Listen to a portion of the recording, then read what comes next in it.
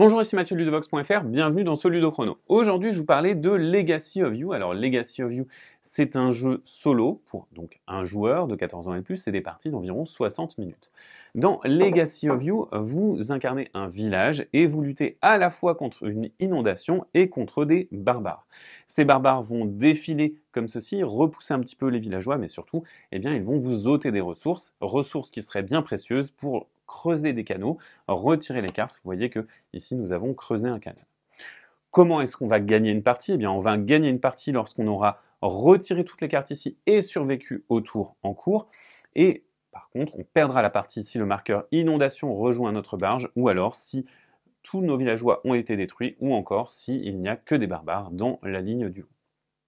Legacy of You est un jeu Legacy qui va se dérouler en campagne. Vous avez des victoires, à chaque fois que vous gagnez une partie, vous révélez une des cartes victoires. Cette carte victoire dorée, vous la révélerez en dernier lorsque vous avez remporté toutes les autres victoires, ce qui vous permet de gagner la campagne. Et il en va de même pour les défaites. Lorsque vous perdez une partie, vous allez tout simplement révéler une carte défaite, et si vous parvenez à la dernière défaite, la défaite dorée, vous aurez perdu la campagne. Les règles vont changer petit à petit. À chaque fois que vous avez un effet avec une tortue, vous allez récupérer le livret des récits, vous allez chercher le paragraphe qui correspond et appliquer ce qui se trouve dessus.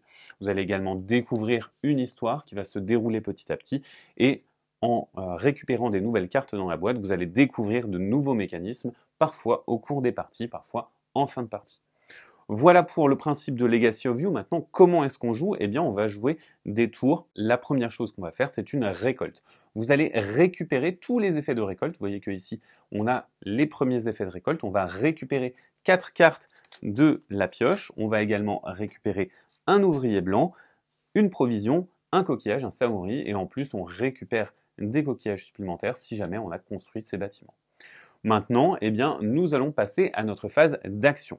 Dans la phase d'action, on est très libre, on peut effectuer les actions dans n'importe quel ordre et on va pouvoir l'interrompre quand on le souhaite pour passer à la suite du tour. Les actions que vous pouvez faire sont d'utiliser vos villageois pour acquérir des ressources. Par exemple, si je désire un nouveau villageois comme ceci, par exemple, je vais pouvoir défausser ce villageois, le placer dans ma défausse pour récupérer tout simplement un villageois blanc. On va également avoir la possibilité d'épuiser nos villageois, de les défausser pour de bon.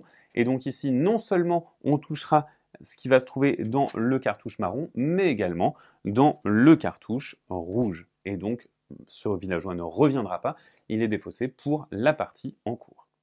On a également la possibilité de placer l'un de nos villageois dans un emplacement d'amélioration. Au début de la partie, on a un seul emplacement d'amélioration qui va être disponible, les autres sont cachés derrière ces cartes.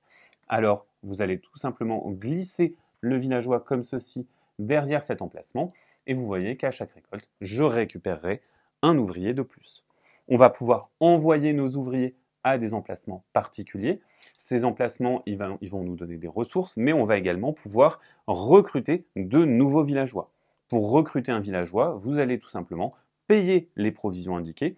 Vous avez alors la possibilité soit de l'épuiser et de le placer ici pour récupérer son cartouche marron, soit de le placer dans votre défausse pour tout simplement alimenter votre pioche, mais alors il ne se passe rien de particulier. On va donc avoir la possibilité potentiellement de dépenser des provisions pour récupérer des villageois qui vont se trouver plus loin. Par exemple, celui-ci, je pourrais tout simplement l'épuiser pour récupérer cet ouvrier-là. On a également la possibilité de construire le canal. Construire le canal va nous coûter des ouvriers et des coquillages. Ici, j'ai ce qui correspond, je vais les dépenser. Je vais alors retirer la barge et ensuite, je vais récupérer ce qui va se trouver ici. Je récupère donc une brique, un bois, et ensuite, c'est une action dangereuse malheureusement, donc il y a un villageois qui va être épuisé directement. Et ensuite, je retirerai cette carte. Lorsqu'on retire des cartes ici, on va débloquer de nouveaux emplacements de troc. Vous voyez qu'on pouvait troquer des coquillages contre du bois et des briques, mais ici on va pouvoir troquer des coquillages contre la nourriture. Vous avez plein d'effets de troc différents et vous avez un petit rappel de ce qui se trouve sous les cartes ici. De plus, nous pouvons construire des bâtiments. Vous voyez qu'on a des lignes de bâtiments qu'on peut construire et lorsqu'on dépense les ressources qui sont indiquées ici, on va avoir la possibilité de construire un bâtiment sur un de ces emplacements et toucher le bonus qui va se trouver sur l'emplacement qu'on a recouvert. Ici, nous avons des bâtiments qui vont nous donner des bonus à chaque récolte.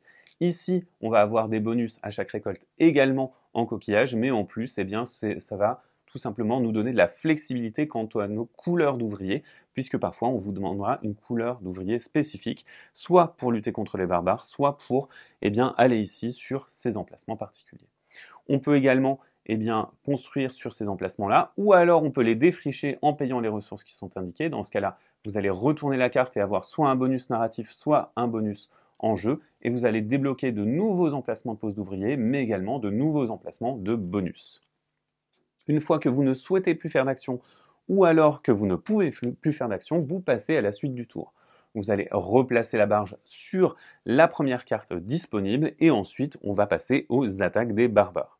Les attaques des barbares, elles vont se trouver sur toutes les cartes barbares de la ligne, et vous voyez que ici, le barbare va soit détruire une carte de mon village, soit exiger une provision pour être corrompu.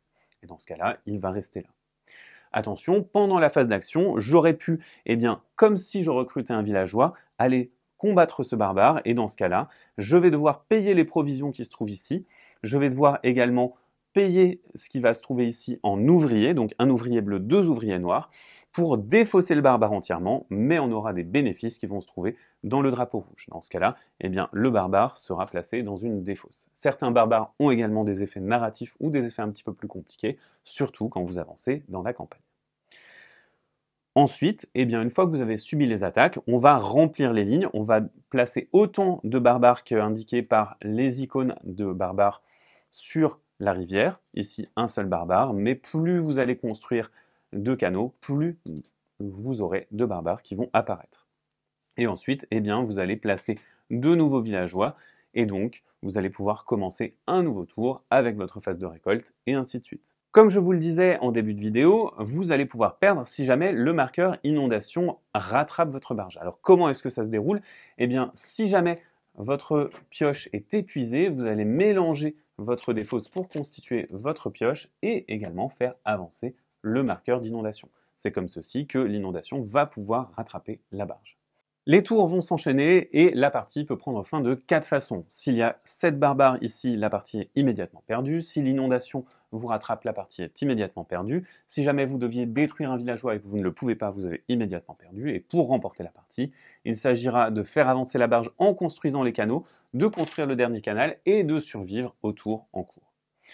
Si jamais vous perdez, vous piochez une des défaites et appliquez son effet. Si jamais vous piochez la défaite dorée, vous aurez perdu votre campagne de Legacy of You, sachant que pour la remporter, il faudra avoir fait toutes les victoires et piocher la victoire dorée pour remporter la campagne.